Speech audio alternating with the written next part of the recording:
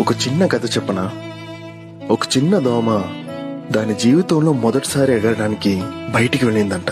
చాలా ఎగ్జైట్ అయ్యి ఎగురుతూ ఇంటికి తిరిగి వచ్చిందంట. అప్పుడు దాని నాన్న అడిగాడంట, ఎలా అనిపించింది నీకు?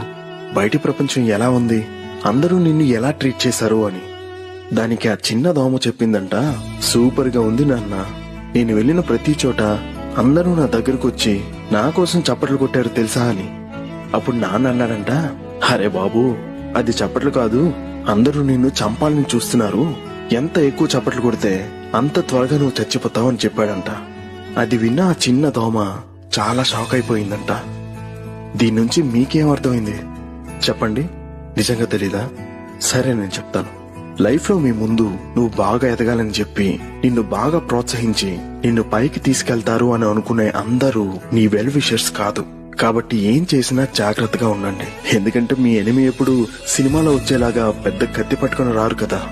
వాళ్ళు మీ దగ్గరికి ఒక అందమైన నవ్వుతోనే రావచ్చు. అర్థమైందా? Download ShareChat.